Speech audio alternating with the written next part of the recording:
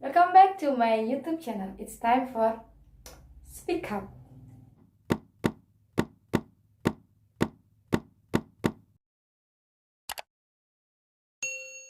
Sebelum kalian nonton channel YouTube aku ingetin ya buat kalian yang belum subscribe, jangan lupa buat subscribe karena subscribe itu gak mahal dan gratis. Dan juga jangan lupa buat like dan syukur-syukur kalau kalian mau membagi video aku ke teman-teman kalian. Oke guys, beberapa minggu lalu aku sempat ikutan workshop bersama komunitas Jaringan Indonesia Positif yang concern di HIV/AIDS. Dan dari workshop tersebut, aku baru tahu jika Kota Malang menduduki posisi peringkat kedua HIV/AIDS tertinggi di Jawa Timur. 2019 angka penderita HIV/AIDS itu mencapai 400. Angka tersebut menjadikan Kota Malang sebagai peringkat kedua di Jawa Timur dalam kasus dalam kasus ODA seperti itu. Mohon koreksinya Bu Alif, takut datanya salah. Dan nggak tahu kenapa masih banyak orang yang memiliki HIV/AIDS itu merasa terdiskriminasi di lingkungan sosialnya, sehingga banyak dari mereka yang hopeless, yang mungkin menutupi jati dirinya dan tidak bisa terbuka.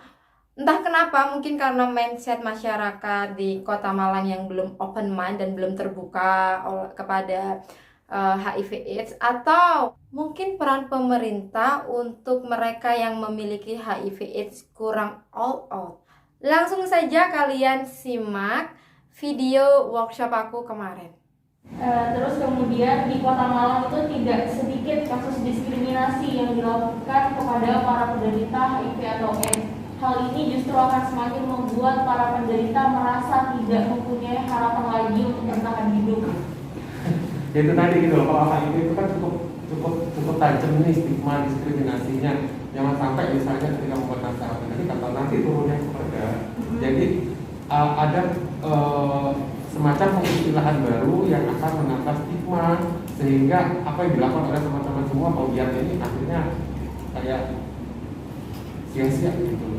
Harapannya bisa agak mungkin disederhanakan redaksionalnya ya, mungkin kita nanti atau kapan kita berbicara lagi di dalam forum bagaimana membuat sebuah redaksional yang mungkin lebih enak ya didengar gitu loh. Karena dalam konteks saya sih, mohon saya dikoreksi juga, konteks saya kalau menderita itu kan kesakitan gitu.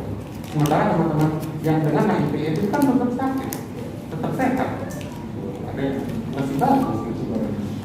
Yang seperti itu mungkin juga masuk pada teman-teman itu dari saya. Dan guys, beberapa aktivis HIV/AIDS juga menilai menemukan beberapa keluhan bahwa banyak orang dengan HIV/AIDS yang kesulitan untuk menemukan atau mendapatkan ARV. Pengobatan di lapangan, pemerintah menyediakan obat infeksi HIV yang biasa dikenal dengan istilah ARV yang dapat digunakan untuk memperlambat pertumbuhan virus di dalam tubuh para penderita HIV/AIDS.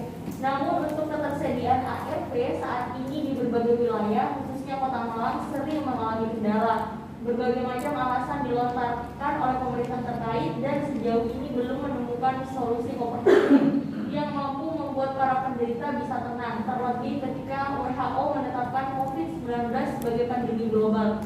Mau tidak mau, hal ini juga berdampak terhadap para penderita. Misalnya, pada bulan Mei tahun 2020, stok ARV jenis TLE dan FDC sangat menipis. Pernyataan ini dilontarkan oleh Kementerian Kesehatan, namun dapat diatasi dengan mendatangkan obat dari India. Meskipun realisasinya demikian, namun dalam proses pengiriman terdapat kendala teknis sehingga obat ARV terlambat sampai di Indonesia.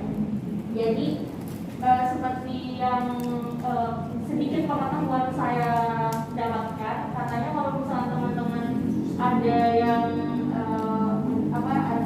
terkena HIV, berarti kan dia itu memiliki ketergantungan terhadap obat ARV gitu. Jadi bisa dibayangkan ketika obat ARV ini terlambat disuplai misalkan atau bahkan sampai kosong gitu, nyawa mereka kemudian menjadi taruhan di sini. Jadi ya bagaimana ke depan kita mencoba melakukan advokasi bersama agar ketersediaan ARV di Kota Malang itu bisa bisa di-handle lah ketersediaannya seperti itu.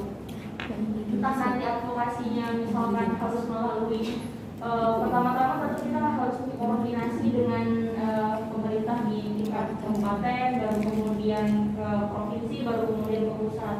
Karena jangan sampai moro-moro langsung ke pusat tanyanya, sedangkan di kabupaten tidak ditanyakan gitu. Karena kan kita koordinasinya itu koordinasi berjenjang.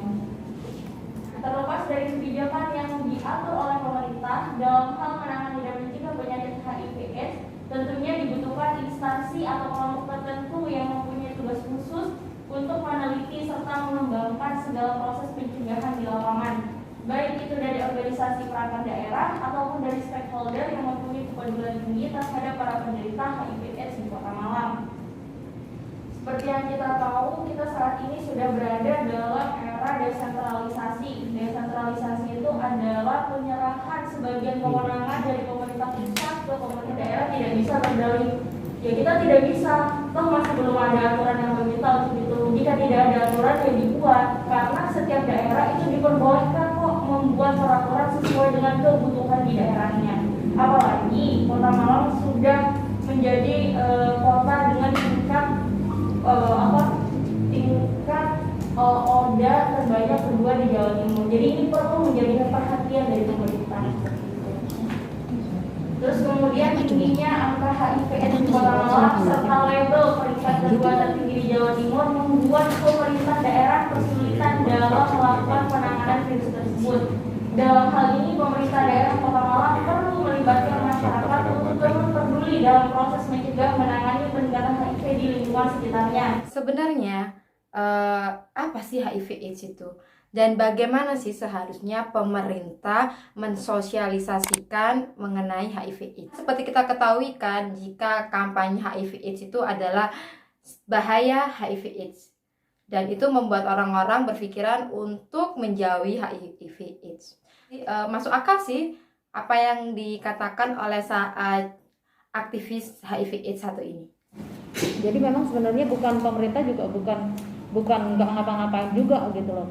Seperti contohnya, misalnya dengan beberapa sosialisasi yang dilakukan oleh pemerintah gitu, kadang-kadang mereka membahasakan narasinya itu lebih kepada menakut-nakuti. Kayak misalnya iklan atau edukasi soal HIV yang digambarkan dengan gambar tengkorak dan lain sebagainya. Kayak gitu kan secara logika masyarakat yang melihat atau ngebaca misalnya kayak gini, bahaya HIV/AIDS, secara logika manusia atau orang ketika baca tulisan bahaya akan menjauhi bahaya gitu kan. Kok bahaya gitu ya. Jadi kesannya kayak yang nakutin banget gitu loh. Berbeda dengan ketika penulisannya pencegahan dan perawatan untuk orang dengan HIV, kan lebih smooth lagi. Jadi orang akan jauh lebih pengen tahu gitu. Berbeda dengan ketika ngomongin bahaya HIV/AIDS dan narkoba kayak gitu. Berarti bahaya banget kayak gitu loh. Nah, bagaimana dengan tanggapan dari pemerintah?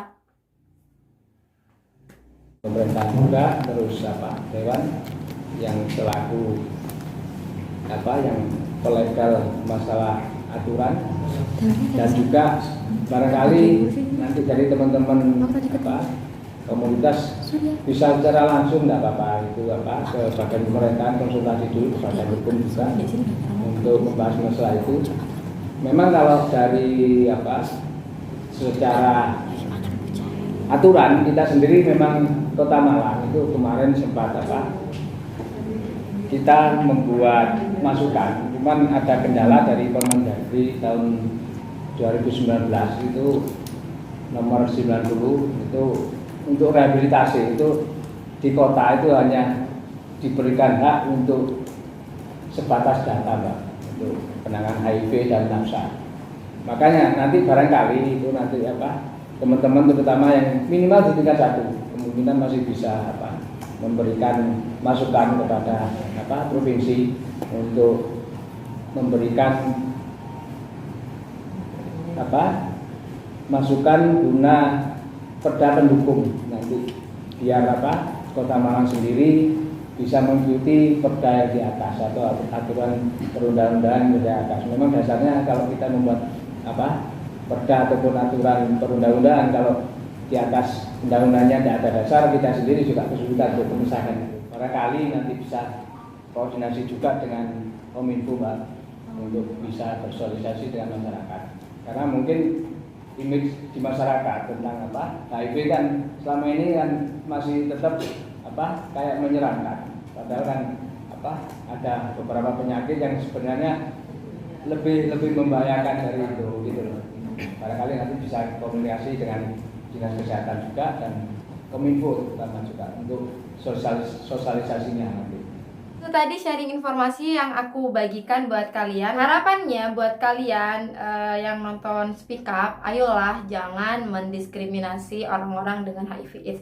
Mereka itu bebas untuk berkarya, bebas untuk bersosialisasi. Bukan berarti dengan mereka memiliki HIV/AIDS kita bisa menjudge mereka adalah orang-orang yang salah atau orang-orang yang berbuat buruk. Karena kadang kita bisa terinfeksi HIV/AIDS bukan hanya dari jarum suntik narkoba atau free sex, bahkan bisa jadi tertular oleh pasangan kita. Sehingga ayo mari kita memberantas HIV/AIDS, memberantas virusnya tapi bukan orangnya. Oke, buat kalian sekali lagi jangan lupa buat subscribe, like, comment, and share. Dan jangan lupa buat aktifkan tombol loncengnya supaya kalian bisa selalu dapat informasi terbaru dari channel Speak Up. Jangan takut untuk berbicara karena mungkin apa yang kalian sampaikan bisa merubah dunia. It's time for Speak Up. Bye-bye.